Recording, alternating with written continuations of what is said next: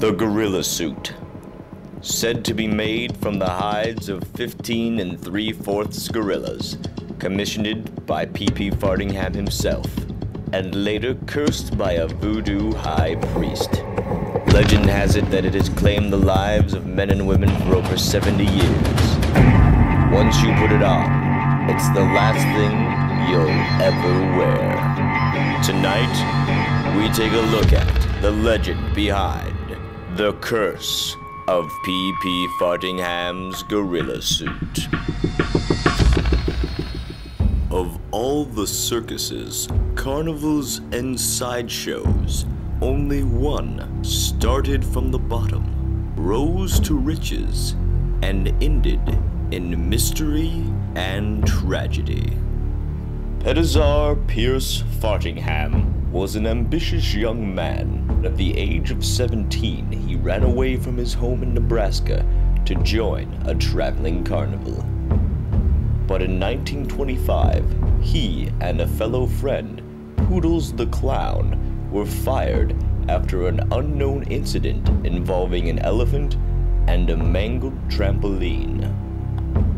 So in 1927, P.P. Fartingham started up his own circus. In the 1930s, the height of the Depression, the carnival was in its peak. The public was interested in seeing things that were unusual. In the hierarchy of carnivals, there was Barnum and Bailey here at the top. Somewhere near the bottom, there was P.P. Fartingham's Carnival of Curiosities. Virtually all the acts in P.P. Fartingham were subpar. An ordinary carnival would have a bearded lady. P.P. Fartingham's had a 5 o'clock shadow lady. The juggler, most juggling is 3 objects. You juggle 3 objects or more. P.P. Fartingham, 2 objects. That's scarcely juggling.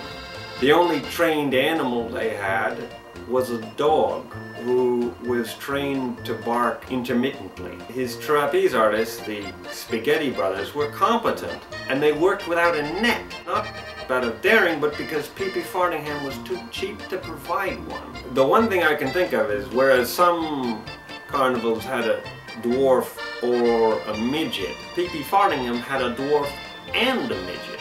Despite conventional wisdom about this kind of pairing, they got along fine. There was an aphorism about carnivals. Those without shame join the carnival. Those without talent join P.P. Fartingham. But P.P. Fartingham had big ideas. In 1931, Fartingham went to a picture show and observed a room of people cheering and applauding for that which was on the screen. A chimpanzee dressed in a sailor outfit. It sparked his greatest idea. Determined to get a performing some kind of ape-man in his circus, he decided to get a gorilla suit and put a human in it. Alonzo McBean, a simple-minded foreigner whose job at P.P. Fartingham's circus was simply to clean up after the animals. But in 1932, Alonzo became much more. Seen for the first time in over 40 years, we have restored this, a short clip of P.P. Fartingham's gorilla suit.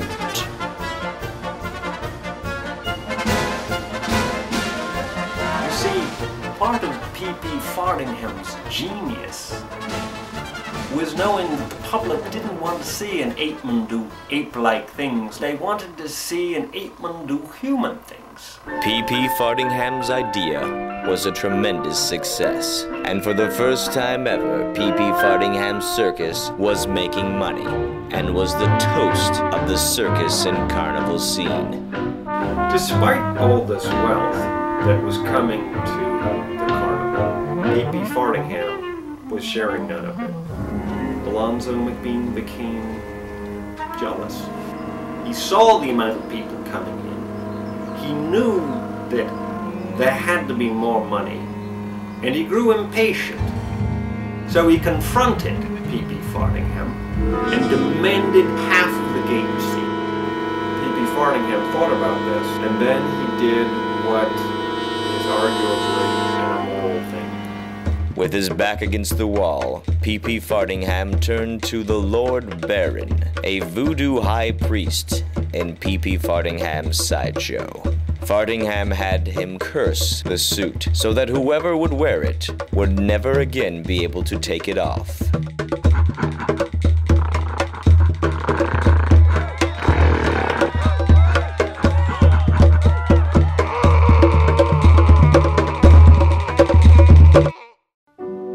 In 1938, after 5 years of service and performance, Alonzo ran away with the suit fused to his person. His disappearance would mark the end of P.P. Fartingham's circus, and it would seem that the curse reached further than just the suit itself. In 1940, P.P. Fartingham closed the circus once and for all. Littered with death and rumors of murder and corruption, he was bankrupt and unable to support any of his acts. I've heard of the curse. I believe it too. You don't grow up in a circus and don't believe in curses. My father was P.P. Fartingham, owner of the circus, I believe. My mother was the tattooed lady, but she only had one tattoo on her arm. When I was about 10 years old, Mom and Dad were having a big fight. I heard him upstairs. Dad left. Crazed and out of money, Fartingham disappeared, never to be seen again. Some say he went looking for the suit in hopes that he could gain that which he had lost. But what happened to Alonzo McBean? What happened to him? Nobody knows. Nobody knows.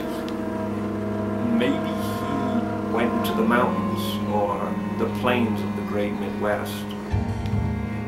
Maybe he joined a zoo. It's possible. He wouldn't have liked the food. My dad's friends always thought it was in a zoo somewhere, worn by somebody. Like, you know, like maybe the animal wasn't really real, but the gorilla, so there was some guy in a gorilla suit and he was wearing it. Every time I see a guy delivering a singing telegram in a gorilla suit, I wonder if that guy's trapped in there. That's what I wonder. No one knows what happened to P.P. Fartingham's gorilla suit. It could be in an attic somewhere, waiting its next victim. Or someone could be wearing it right now, trapped inside a mangly mess of black fur. A torture and pain known only too well by those who fell to the curse of P.P. Fartingham's gorilla suit.